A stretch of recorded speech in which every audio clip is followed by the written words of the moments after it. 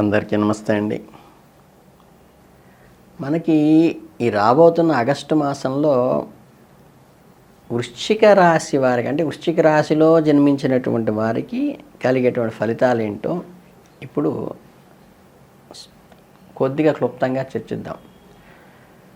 అంటే ఏంటంటే దీంట్లో విశాఖ యొక్క 4వ పాదంలో పుట్టిన వాళ్ళకి కానీ, అనురాధలో 1, 2, 3, 4 అనురాధ మొత్తంలో 4 పదాల్లో ఏ పదంలో పుట్టినప్పటికీ కూడా, అలాగే జ్యేష్ఠ నక్షత్రంలో 4 పదాల్లో ఏ నక్షత్రంలో పుట్టినప్పటికీ కూడా, అలాగే పేరు మొదట్లో తోతో కానీ, నాతో కానీ, నీతో కానీ, నూతో నూకరాజు కానీ, నేతో కానీ, నోతో కానీ, యామిని, ఈ యుగంధరు, ఇలా ఏంటంటే ఈ 9 అక్షరాలకు సంబంధంగా కూడా పేరు ప్రారంభమైన వాళ్ళు కానీ, వీళ్ళకి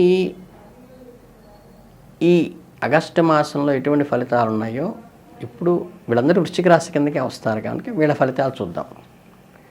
ఈ ఆగస్టు 16 నుండి దశమ రవి సంచారం వల్ల 26వ తేదీ నుంచి అష్టమంలో కుజ సంచారం వల్ల ఒక చిన్న ప్రతికూల ఫలితాలు, అంటే అష్టమంలో కుజుడు పాపగ్రహం కాబట్టి కొంచెం జాగ్రత్త వహించాలి. మీరు కనుక దైవారాధన చేస్తూ కొంచెం శ్రమ పట్టుదల చూపగలిగితే అన్నిటా సాధారణ ఫలితాలే ఉంటాయి, ఇబ్బంది ఉండదు. ఈ క్రయ విక్రయాలు ఏవైతే ఉంటాయో, ఈ చెల్లింపులు ఏవైతే ఉంటాయో కొంచెం జాగ్రత్త వహించండి. దేనికి తక్కువగా అంచనా వేయకుండా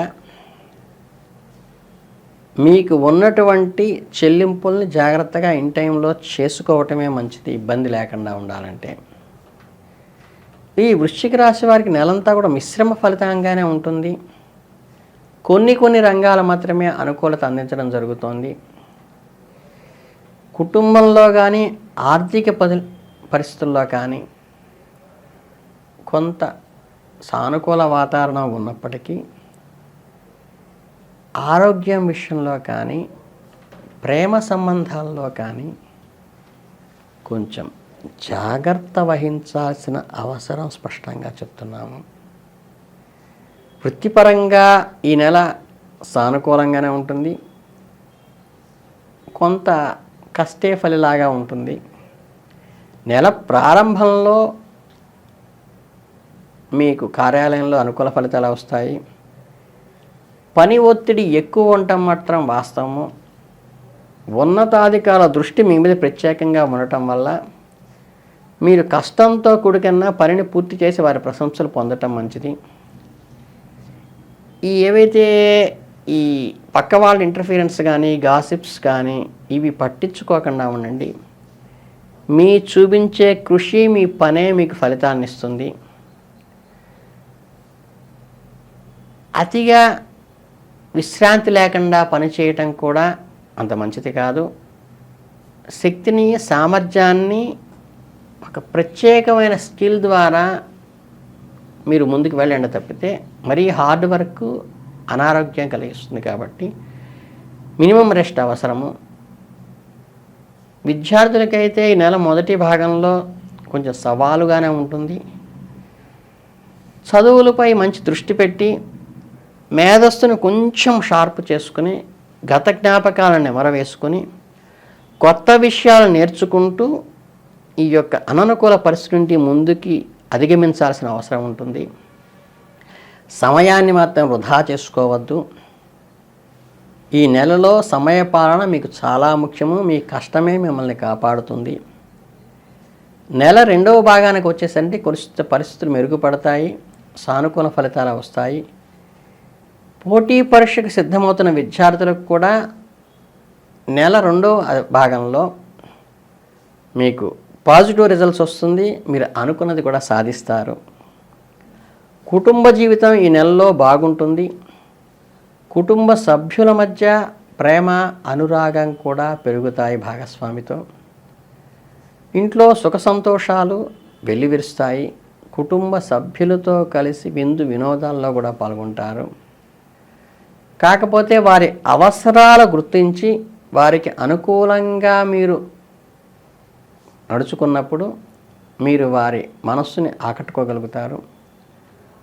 కొన్ని ముఖ్యమైన విషయాలు నిర్ణయాలు తీసుకోవాల్సిన అవసరం అవుతుంది కాబట్టి జాగ్రత్తగా కుటుంబ సభ్యులందరూ కలిసి పరిగణలోకి వాళ్ళ అభిప్రాయాలను తీసుకుని ముందడుగు వేస్తే మంచిది. కుటుంబ సభ్యుల మధ్య ఏదన్నా చిన్న చిన్న మనస్పర్ధలు తలెత్తితే గనక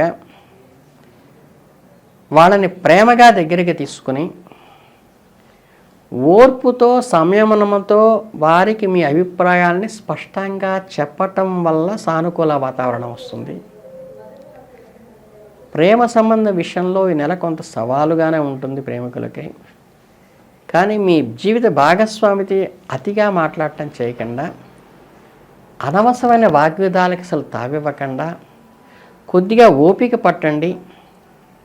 మీ మధ్య ఘర్షణకి కూడా కొద్దిగా తావు చేసే సూచనలు ఉన్నాయి కాబట్టి వీలైనంత వరకు తగ్గి ఉండటానికి ప్రయత్నించండి. మీ మాటలు పూర్తిగా నియంత్రించుకోండి. మీ భాగస్వామి తరఫున ఆలోచించి వారి భావాలను గౌరవించటం ముఖ్యమైనది అనేది గుర్తుపెట్టుకోండి. మీరు మీ భాగస్వామితో స్పష్టంగా మాట్లాడటమే కాక వారి భావాలను కూడా గౌరవించడం ద్వారా మాత్రమే మీ గౌరవాన్ని నిలబెట్టుకుంటారు. అలాగే సంబంధాన్ని బలపరుచుకోండి కుటుంబ సభ్యులతో. ఆర్థికంగా నెల ప్రారంభంలో బాగానే ఉంటుంది. కాకపోతే కేతువు 11వ ఇంట్లో ఉండటం వలన, బృహస్పతి 7వ ఇంట్లో ఉండటం వల్ల ఆదాయం పెరుగుతుంది. దానితో పాటు ఖర్చులు పెరుగుతాయి. అంటే బృహస్పతి మంచిది. పార్ట్నర్షిప్ డేట్స్ కలిసి వస్తాయి. ఆర్థిక విషయాల్లో కొంచెం జాగ్రత్త వహించండి. అనవసర ఖర్చులు పెట్టుకోబాకండి. బడ్జెట్ రూపొందించుకుని ముందుకు వెళ్ళటం మంచిది. ఆర్థిక స్థిరత్వాన్ని కోల్పోకుండా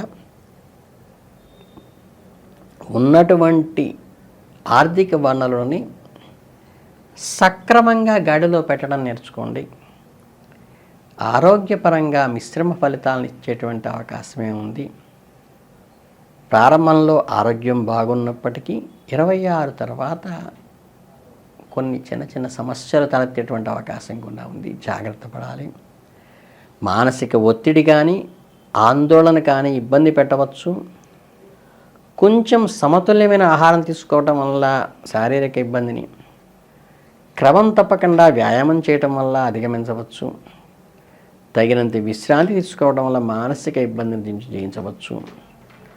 ధ్యానం కానీ యోగా కానీ చేయటం చాలా మంచిది. సూర్య నమస్కారాలు చేయటం పరిహారంగా చెప్పబడింది. ప్రాతకాలంలో డి విటమిన్ ప్రసరించే టైంలో మీరు సూర్య నమస్కారాలు చేయండి. మంగళవారం రోజు కనుక చిన్నపిల్లలకి ఈ బెల్లము శనగలతో కనుక చేసిన ప్రసాదం పంచటం వల్ల కానీ, గుళ్ళో శనగలతో కూడినటువంటి సాతాళింపు శనగలు పంచటం వల్ల కానీ మంచి అనుకూల ఫలితం వస్తుంది. మీ ఆరోగ్యం, ధైర్యం మంచి విజయాన్ని సాధించేలాగా ఏర్పాటు చేసుకోండి.